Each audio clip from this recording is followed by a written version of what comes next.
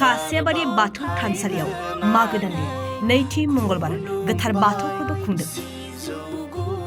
21, 22 आरो 23 जानुवारि सानथामनि मेहेरगोनां हाबाफारिजों तामुलपुरनि कासियाबारि रायजो सामलाय आफाद आरो कासियाबारि रैसुमै क्लाबनि बानजायनायाव कासियाबारि बाथौ थानसालियाव मागो दाननि नैथि मंगलबार गोथार बाथौ फोरबो खुंदों।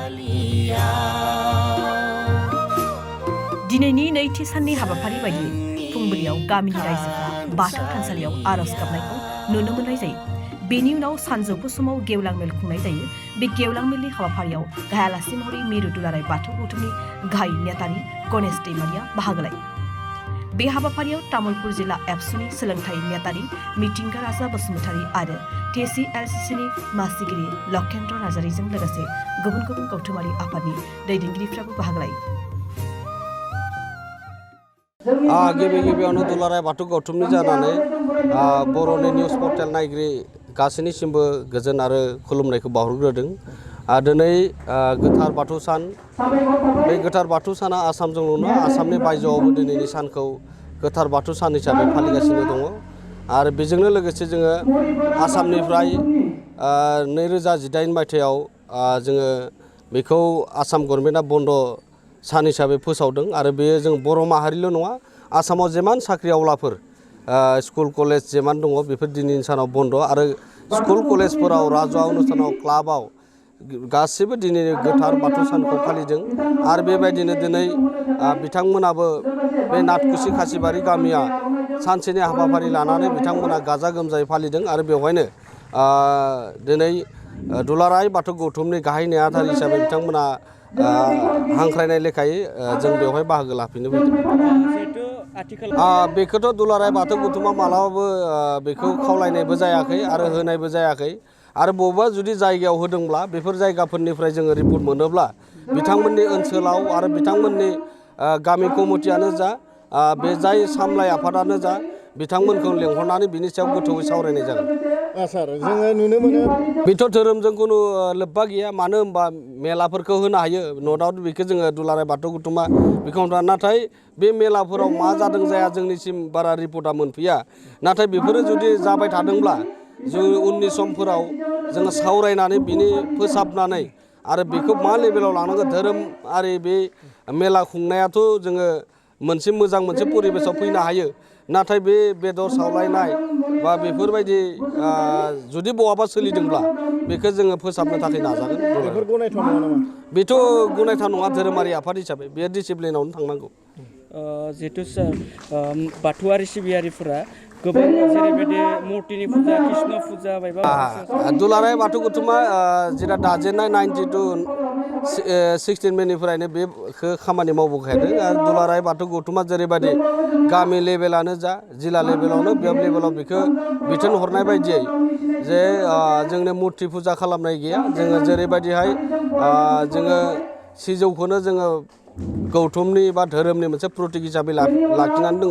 आरो जायफोरा जोंनि बे ओनसोलावथ' गोबां खम जाबाय, ओरैजाय हयथ' जोङो सोनाब पार्थिंसाय एसे दंबावो, बे निस्सय फोसाबनाय खान्थिजों बियो मोजां लामायाव फैगोन। आरो बेखौ दिनैनि समावथ' गोबां सोलायबाय।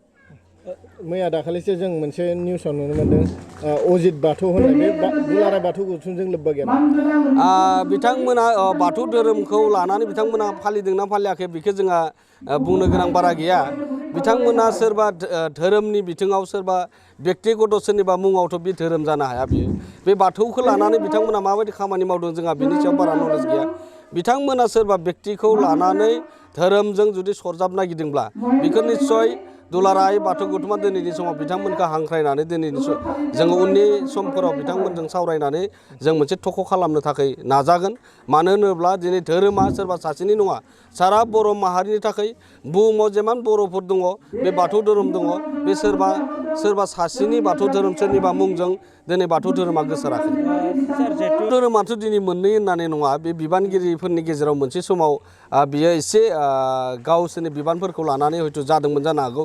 नाथाय जोंनि नैबे गौमा आर'जनि गेजेरजों जोङो 50,000 थेलामारा सनितपुराव जे जालांनाय भारतनि नखर मन्त्रि अमित शाह बिथांखौ हांख्रायनाय लेखा आसामनि गिबि मन्त्रि डक्टर हेमन्त बिश्व शर्मा बिथाङाबो बेवहाय बाहागो लादोंमोन बिटिआरनि गाहाय मावफुं सोद्रोमा प्रमद बर' बिथाङाबो बाहागो लादोंमोन आरो बे गौमा आर'जखौनो जोङो मोनसे जारिमिनारि खालामनो थांदोंमोन बियो 100% साक्सेस जाबाय आरो सारा बर' रायजो राजाफोरा बेयाव लैहोर लैहोर थांनानै अकल बर' बाथौ सिबियारिल' नङा गुबुन गुबुन जोंनि गुबुन धोरोमावबो थानायफोराबो थांदोंमोन बेवहाय बाहागो लानानै बे मोनसे जारिमिनारि सानावनो जोंनि बिबानगिरिफोरनि गेजेराव जायफोरा एरायनानै थाबोदों बेबो बे सानावनो खौसे जानायखौ जोङो लानो हादों आरो जोङो बिबान रानलायनानै जोंनि गेजेराव मोनसे डेलिगेट सेसनाव मोनसे खौसे जाबाय होननानै जों फोसावदों। थेलामारायाव सोलिनाय जे बाथौ गौथुमनि महासभा बेहाय नखर मन्थ्रिखौ आगान होहोनो हानाया दुलाराय बर' हारिनिनो मोनसे जारिमिन होननानै सानजायो नामा?